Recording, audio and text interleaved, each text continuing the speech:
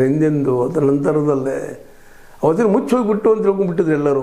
ಸ್ವತಂತ್ರವಾದ ಮೀಡಿಯಾಗೆ ಬೇಕಾಗಿರುವುದು ಸ್ವತಂತ್ರ ಧ್ವನಿ. ಆ ಸ್ವತಂತ್ರ ಧ್ವನಿ ಉಳಿಸಲು ನೀವು ಮಾಡಬೇಕಾದದ್ದು ಇಷ್ಟೇ. ಅದೇನಪ್ಪಾ ಅಂತಂತಂದ್ರೆ ನಿಮ್ಮ ಕೈಲಾದಷ್ಟು ಸಹಾಯ ಈ ಚಾನಲ್ಗೆ ಮಾಡಿ ಹಾಗೂ ನಿಮ್ಮ ಧ್ವನಿಯನ್ನು ಕಾಪಾಡಿಕೊಳ್ಳಿ. ಹೌದು, ಮತ್ತು ನಿಜವೇ ಹಾಗೆ ಅದು. ಯಾಕಂದ್ರೆ ವ್ಯವಸ್ಥೆಯೊಳಗೆ ದುಡ್ಡಿದ್ದಂಥ ಧರ್ಮದ ನೆಲೆಗಟ್ಟೆಯಲ್ಲಿ ವ್ಯಾಪಾರ ಮಾಡುವಂತಹ ವ್ಯಕ್ತಿಗಳು ಇದೆಲ್ಲ ಮಾಡೋದನ್ನು ನಾವು ನೋಡ್ತಾ ಇದ್ದೀವಿ. ಇತಿಹಾಸ ತುಂಬ ಇದು ನಡೆದದ ರೀ. ಧರ್ಮವನ್ನು ಮುಂದಿಟ್ಟುಕೊಂಡು ತಮ್ಮ ಹಿತ ಸಾಧನೆಯನ್ನು ಸಾಧಿಸುವಂಥ ಜನ ಸಾಕಷ್ಟಲ್ಲಿ ಸೇರಿದ್ದಾರೆ.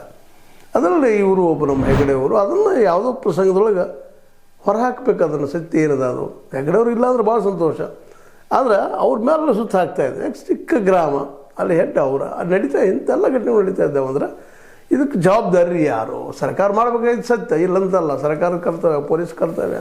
ಅಲ್ಲಿ ಪೊಲೀಸರು ಸರಿಯಾಗಿ ಮಾಡಿಲ್ಲ ಕೆಲಸ. ಬೆಳ್ತಂಗಡಿಯಲ್ಲಿ ಆಗಿರ್ಬೋದು, ಧರ್ಮಸ್ಥಳದಲ್ಲಿ ಆಗಿರ್ಬೋದು, ಪೊಲೀಸರು ಸಹಿತ ಈ ಯಾರ್ದೋ ಕೈವಾಡಕ್ಕೆ ಬಲಿಯಾಗಿ ತಾವು ಅನೇಕ ದಾಖಲೆಗಳನ್ನು ಮುಚ್ಚಾಕಿದ್ದಾರೆ. ಅಲ್ಲಿ ಗ್ರಾಮ ಪಂಚಾಯಿತಿಯಲ್ಲಿ ಸಹಿತ ಅನೇಕ ರೆಕಾರ್ಡ್ಸ್ಗಳು, ಸತ್ತವರ ರೆಕಾರ್ಡ್ಗಳು ಮುಚ್ಚಾಕಿದ್ದಾರೆ.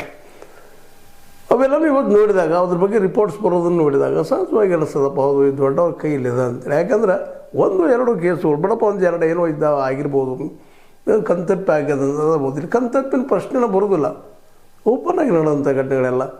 ಅದಕ್ಕೆ ಇವತ್ತು ದೊಡ್ಡ ಚಾಲನೆ ಸಿಕ್ಕಾಗಿಬಿಟ್ಟದ. ಅದರಲ್ಲೂ ಕರ್ನಾಟಕದ ಮಹಿಳೆಯರು ಎದ್ದು ನಿಲ್ತಾ ಇದ್ದಾರೆ, ಪ್ರಶ್ನೆ ಮಾಡ್ತಾ ಇದ್ದಾರೆ.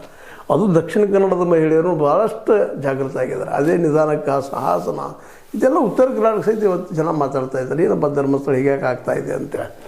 ಮತ್ತು ಅದೇ ಕಾರಣಕ್ಕೆ ಉತ್ತರ ಯಾರು ಹಾಗಾದ್ರೆ ಮಾಡಿದವರು ಯಾರು ಅಂತ ಪ್ರಶ್ನೆನೂ ಮಾಡ್ತಾ ಇದ್ದಾರೆ. ನೋಡ್ರಿ, ಒಂದೇನೋ ಆಕಸ್ಮಿಕ 1-2 ಏನೋ ಆಗಿರ್ಬೋದು, ಇಲ್ಲಂತಲ್ಲ. ಎಲ್ಲ ಕಡೆ ನೋಡ್ರಿ, ಎಲ್ಲ ನೋಡಲಿಕ್ಕೆ ಯಾರಿಗೂ ಸಾಧ್ಯ ಇಲ್ಲ. ಅದು ನಿರಂತರವಾಗಿ ನಡೆದಾಗ